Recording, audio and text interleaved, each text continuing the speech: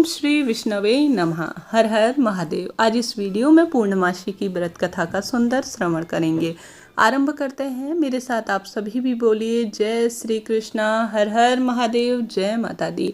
द्वापर युग में एक समय की बात है। यशोदा जी ने श्री कृष्णा से कहा, हे कृष्ण, तुम सारे संसार के उत्पन्न करता, पोषक और संहारक करता हो। आज मुझे ऐसा कोई व्रत बताओ जिससे स्त्रियों को विधवा होने का भय न रहे और वह सभी मनुष्यों की मनोकामना पूर्ण करने वाला व्रत हो।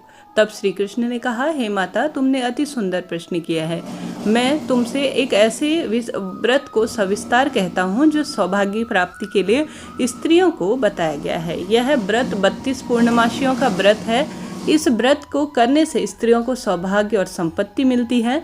यह व्रत अचल सौभाग्य देने वाला भी है और भगवान शिव के प्रति मनुष्य की भक्ति को बढ़ाने वाला भी कहा गया है। यशोदा जी के ऐसा कहने पर वह कहने लगे, सर्वप्रथम इस व्रत को मृत्युलोक में किसने किया था, इस बारे में मुझे सविस्तार बताओ, मुझसे कहो।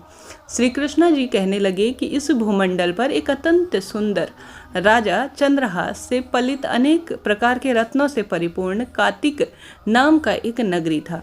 वहाँ पर धनेश्वर नाम का एक ब्राह्मण था और उसकी स्त्री अति सुशीला और रूपवती थी। दोनों उसी नगरी में बड़े प्रेम पूर्वक रहा करते थे। घर में धन धान्य इत्यादि की कोई कमी नहीं थी। उनको एक बड़ा दुख का था कि उनकी कोई संतान नहीं थी। इस दुख से वह अत्यंत दुखी हुआ करते थे। एक समय बहुत बड़े तपस्वी योगी उस नगरी में आए।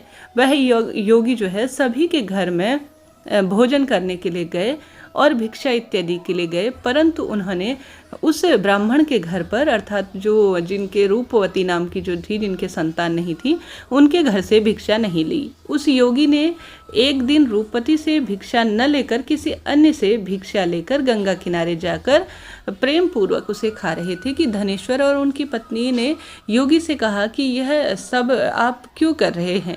अपनी भिक्षा को निरादर और अनादर देखते हुए दुखी होकर धनेश्वर योगी से बोला, महात्मा, आप सभी के घरों से भिक्षा लेते हैं परंतु मेरे घर की भिक्षा कभी नहीं लेते, इसका क्या कारण है, मुझे बतलाइए। योगी ने कहा, निसंतान के घर की भिक्षा पतितों के अन्न के तुल्य के समान कही गई है और जो पतितों के घर के अन्न खाता है वह भी पतित हो जाता है। चूंकि तुम निसंतान हो, अतः पतित हो जाने के भय से मैं तुम्हारे घर की भिक्षा नहीं लेता हूँ। धनेश्वर यह बात सुनकर अपने मन में बहुत दुखी हुआ और हाथ जोड़कर योगी के पैरों पर गिर पड़ा और बहुत दुखी होकर बोला, हे महाराज, यदि आपके पास कोई ऐसा रास्ता है जो मुझे सुझाए जिससे मुझे पुत्र प्राप्ति का उपाय वरदान के रूप में प्राप्त हो, आप सर्वज्ञ हो, मुझ पर अवश्य ही यह कृपा करें। धन की मेरे घर में कोई कमी नहीं है, लेकिन संतान पुत्र न होने के कारण मैं बहुत दुखी हूँ। आप मेरे इस दुख का हरण करें, आप सामर्थ्यवान हैं। यह सुनकर योगी कहने लगे, हे ब्राह्मण, तुम चंडी का यज्ञ करो, घर आकर अपनी स्त्री से यह सब वृतांत जाकर कहो और विधि विधान से पूजन करो। यह सब वृतांत उस व्यक्ति ने अपने घर आकर कहा। स्वयं तप के निवृत्त वन में चला गया। वन जाकर उसने चंडी की उपासना की और उपवास किया। चंडी के 16वें दिन उसको स्वप्न में दर्शन हुआ और स्वप्न में दर्शन देकर एक देवी ने कहा, हे धनेश्वर, जा तेरा पुत्र होगा, परंतु वह 16 वर्ष की आयु तक ही जीवित रहेगा, उसके बाद उसे मृत्यु प्राप्त हो जाएगी। यदि तुम दोनों स्त्री पुरुष 32 पूर्णमासियों का व्रत विधि पूर्वक करोगे तो वह दीर्घायु होगा। जितनी तुम्हारी सामर्थ्य हो, आटे के दिए बनाकर शिव जी का पूजन करो, परंतु पूर्णमासी को 32 हो जाने चाहिए। प्रातःकाल होने पर इस स्थान के समीप ही तुम्हें एक आम का वृक्ष दिखाई देगा। उस पर चढ़कर तुम एक फल तोड़कर शीघ्र अपने घर चले जाना और अपनी स्त्री को सब वृतांत कहना। ऋतु स्नान के पश्चात वह स्वच्छ होकर श्री शंकर जी का ध्यान करके उस फल को खा लेना। तब शंकर भगवान की कृपा से उसका गर्भ हो जाएगा। जब वह ब्राह्मण प्रातःकाल उठा तो उसने उस स्थान पर एक आम का सुंदर वृक्ष पाया जिस पर वह बहुत अत्यंत सुंदर मात्रा में आम के फल लगे हुए थे। उस ब्राह्मण ने उस आम के वृक्ष पर चढ़कर उस फल को तोड़ने का प्रयत्न किया, परंतु वृक्ष पर कई बार प्रयत्न करने के बाद भी वह चढ़ नहीं पाया। तब वह ब्राह्मण को बहुत चिंता हुई और विघ्न विनायक जो है श्री गणेश जी का वंदन करने लगा। हे दयानिधि, अपने भक्तों के विघ्नों का नाश कर कर उनके जीवन में मंगल करने वाले, दुष्टों का नाश करने वाले, रिद्धि सिद्धि के दाता, आप मुझ पर कृपा करके इतना बल दे कि मैं अपने मनोरथ को सिद्ध कर पाऊँ। इस प्रकार गणेश जी प्रार्थना करने पर उसकी कृपा से धनेश्वर वृक्ष पर चढ़ गया और एक अति सुंदर आम का फल देखा। उसने विचार किया कि जो वरदान से फल मिला है वह है, और कोई फल नहीं दिखाई दे रहा। तब उस धनेश्वर ने ब्राह्मण से जल्दी उस फल को तोड़कर अपनी स्त्री को ला कर दिया, और स्त्री ने पति के कहे अनुसार उस फल को खा लिया और वह गर्भवती हो गई। देवी जी की असीम कृपा से उसे एक सुंदर पुत्र प्राप्त हुआ, जिसका नाम देवीदास रखा। माता पिता हर्ष और शोक के साथ बहुत अधिक सुंदर मात्रा में शुक्ल पक्ष की चंद्रमा की भांति अपने पिता के घर पर पढ़ने वाले भवानी जी की कृपा से बहुत सुंदर सुशील विद्या में पढ़ने वाले निपुण संतान को देखकर बहुत सुख हुआ करता था। दुर्गा जी की आज्ञा के अनुसार उनकी माता ने 32 पूर्णमासियों का व्रत रखना आरंभ कर दिया, जिससे वह पुत्र बड़ी आयु वाला होने लगा। 16 वर्ष आते ही देवीदास के माता पिता को चिंता हो गई कि कहीं उनके पुत्र की मृत्यु न हो जाए। इसलिए उन्होंने अपने मन में विचार करा कि यदि यह दुर्घटना उनके सामने हो गई तो वह सहन नहीं कर पाएंगे। ऐसे में उन्होंने देवीदास के मामा को बुलाया और कहा, मेरी इच्छा है कि देवीदास 1 वर्ष तक काशी में जाकर विद्या का अध्ययन करे और उनको अकेला भी आपको नहीं छोड़ना है, ऐसा मामा से कहा। और मामा से कहा कि तुम सदा इसके साथ रहना, 1 वर्ष के पश्चात इसको वापस लौट कर ले आना। सब प्रबंध करके माता पिता ने काशी जाने के लिए देवीदास को एक घोड़े के पास घोड़े में बैठाया, जिसमें मामा को भी साथ में भेज दिया। किंतु यह बात उसके मामा और किसी को पता नहीं थी कि धनेश्वर ने सपत्नी अपने पुत्र की मंगल कामना तथा दीर्घायु के लिए माँ भगवती की आराधना और पूर्णमासी का व्रत करना आरंभ कर दिया। इस प्रकार 32 पूर्णिमा का उन्होंने व्रत पूरा किया। कुछ समय बाद एक दिन दोनों मामा भांजे मार्ग में रात्रि बिताने के लिए किसी धाम में पहुंचे। उस दिन उस नगर में एक ब्राह्मण की अति सुंदर सुशील विदुषी और गुणवंती कन्या का विवाह होने वाला था। जिस धर्मशाला के अंदर वर और उसकी बारात ठहरी थी, उसी धर्मशाला में देवीदास और उसके मामा भी बैठे थे। संयोगवश कन्या को तेल आदि चढ़ाकर मंडप पर जो कार्य किए जाते हैं उसके लिए तैयार किया जाने लगा। परंतु वर के पिता ने अपने कुटुंबियों से जो है विचार विमर्श करने का निश्चय किया कि यह देवीदास मेरे पुत्र जैसा ही सुंदर है, अतः मैं इससे ही इस लड़की का लग्न करा देता हूँ, और बाद में विवाह और अन्य कार्य होने के बाद जो यह दुल्हन है मेरे लड़के के साथ हो जाएगी, क्योंकि मेरा लड़का जो है काना है।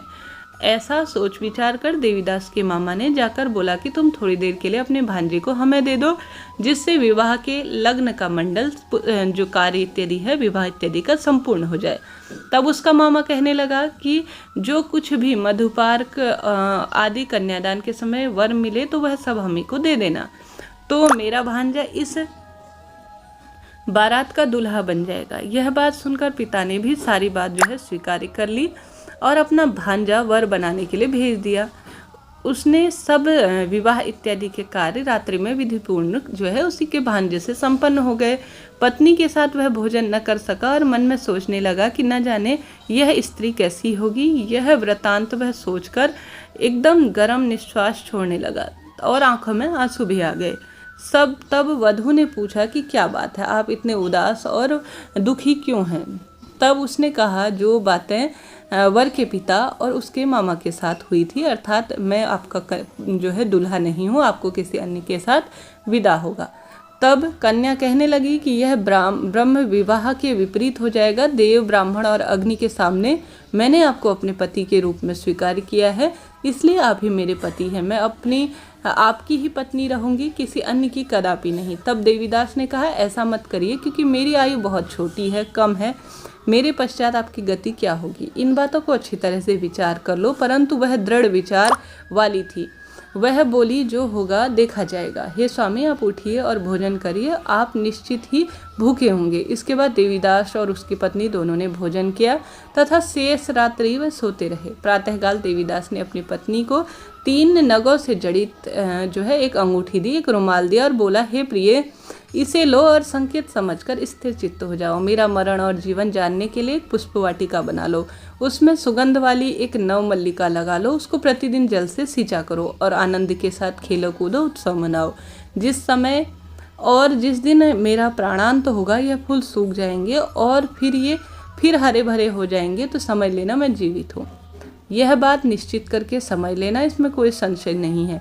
यह समझाकर वह चला गया। प्रातः होते ही गाजे बाजे बजने लगे और जिस समय विवाह इत्यादि के कार्य संपन्न हुए, वर तथा बाराती जो है मंडप पर आए, तो कन्या ने वर को भली प्रकार से देखकर अपने पिता से कहा कि यह मेरा पति नहीं है, मेरा पति वही है जिसके साथ मेरा रात्र में पाणिग्रह हुआ है, इसके साथ मेरा विवाह नहीं होगा। यदि वह यही है तो मैंने उसको क्या दिया? मधुपर्क और कन्यादान के समय जो मैंने आभूषण दिए उन्हें दिखाए, और रात में मैंने क्या गुप्त बातें कही वह भी मुझे सुनाए। पिता ने उसके कहे अनुसार वर को बुलवाया। कन्या की यह बात सुनकर वह कहने लगा कि मैं कुछ नहीं जानता। इसके पश्चात वह लज्जित होकर छोटा सा मुंह लेकर अपने घर की ओर चला गया और सारी बारात भी अपमानित होकर घर चली गई। भगवान कृष्ण बोले, हे माता, इस प्रकार देवीदास काशी विद्या अध्ययन के लिए चला गया। कुछ समय बीत गया तो काल में प्रेरित होकर एक रात्रि सर्प ने रात्रि में जो है देवीदास को डस लिया। उस विषधर के प्रभाव से शयन का चारों ओर विष से ज्वाला से प्रभावित और विषैला हो गया, परंतु वज्र राज के प्रभाव से उसको काटने न पाया। किंतु उसकी माता ने जो 32 जो है व्रत रखे थे। इसके बाद मध्याह्न के समय में स्वयं काल वहां आए और उसके शरीर से प्राणों को निकालने का प्रयत्न करने लगे, जिससे वह मूर्छित होकर धरती पर गिर गया, अर्थात देवीदास।